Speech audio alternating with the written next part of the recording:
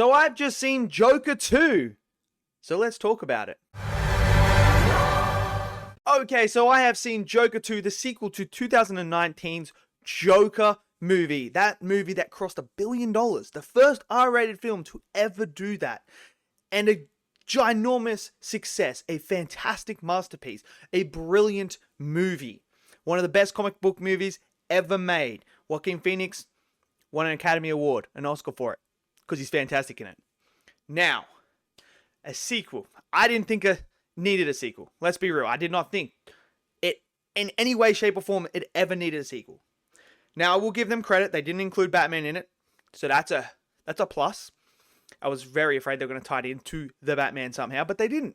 They didn't. Which is a tick. But did this movie need a sequel? No, it did not need a sequel. But here we are. We have a sequel and...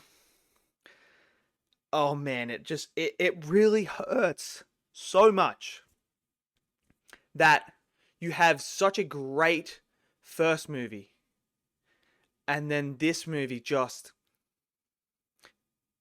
does not deliver. It just does not. Now, the trailers didn't look great. Hearing that it was going to be a musical kind of like put my interest down. That's why it wasn't in my top 10 most anticipated movies of the year, because I heard it was going to be a musical. So I was already like, why? Why are we doing that? That just doesn't fit in what the first movie was about.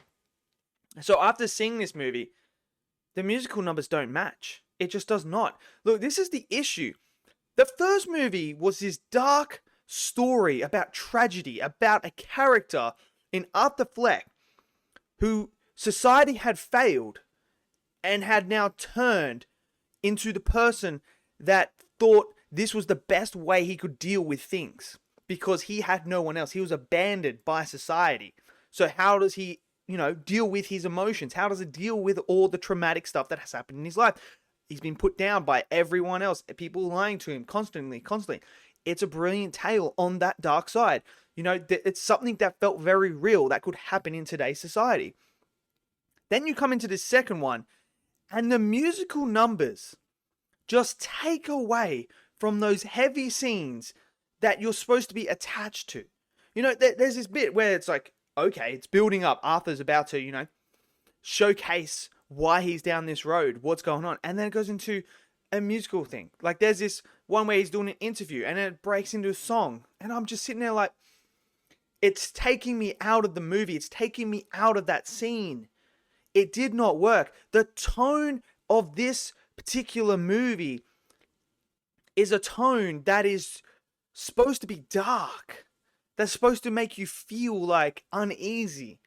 But then you've got these musical numbers. What am I supposed to jump up with joy and dance and cheer and do that? Like, that's what I mean. It's all over the place.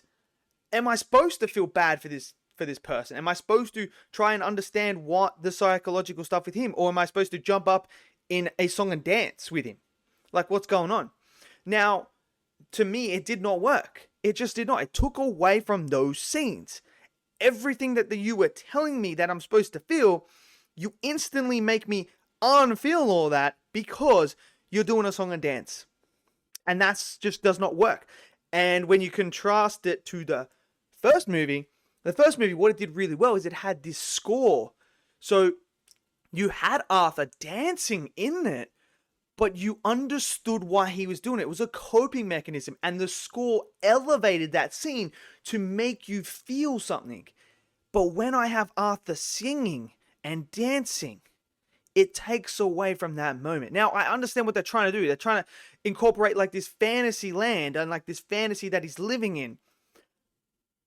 But it took away. It really did. And when you have a movie like the first one that's so freaking incredible, to come out and just abandon what the first one was about in a way to just deliver this musical, because why? You want to do something different? Why? It just did not fit. It did not fit. Now, obviously, Joaquin Phoenix is great. He's great in the role. But to me, it felt disconnected from the first one.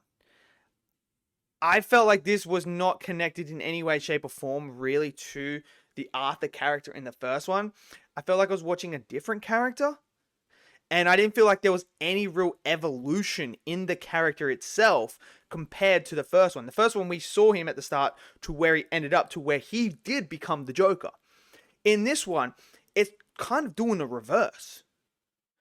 But it just doesn't feel like it meshes with a full arc from the first movie to here. So it didn't really connect for me. And I'm just sitting there and I'm like, is this the same character that I'm watching? There was glimpses when we're in the courtroom where I'm like, okay, here we go. Now we're starting to see it, but it just never captured the essence of Joker. It just never captured who Arthur Fleck was. Which is a real shame, because I really wanted to do it. I really wanted to like this movie, but it just took away from that. And then you throw in Lady Gaga as Harley Quinn. I'm going to say it right now, Harley Quinn is very much underutilized in this movie, a lot.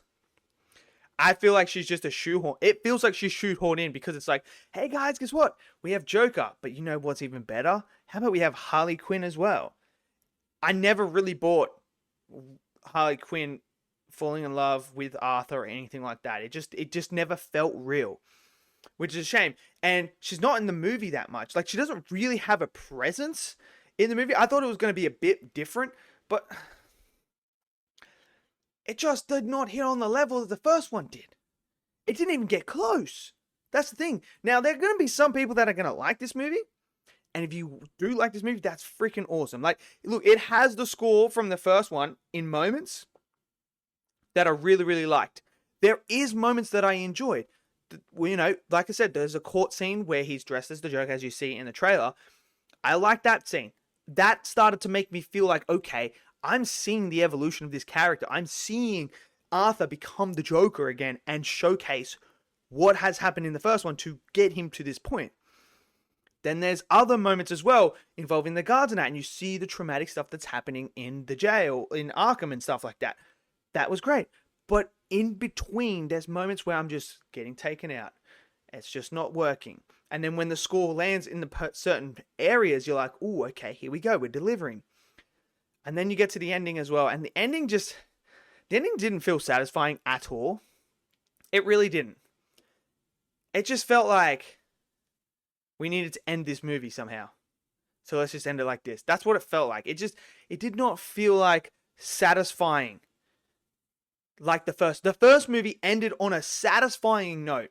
This is what I mean. We did not need a sequel, but because it made $1 billion, the studio was like, let's make another one.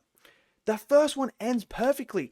It did not need a sequel. There was no need for it. Sometimes, look, this is the thing. Sometimes a movie does not need to have a sequel.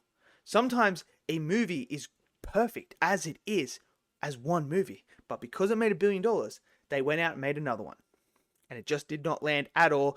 I don't think the writing was as good as the first one. I just don't think the story is as good as the first one. I just don't. It's a letdown. It's a disappointing sequel, man. I think this is one of the ones where you're going to sit back in a couple of years and go, what's a sequel that did not live up to the first one? And this is going to be one of them. It really does not live up to the first one at all. So, but hey, there's probably some people that love it, and let me know if you guys are one of them. If you guys have seen it, smash down your thoughts down below. Smash that like button, click subscribe, and I'll see you guys next video. Until then, stay safe, and peace out.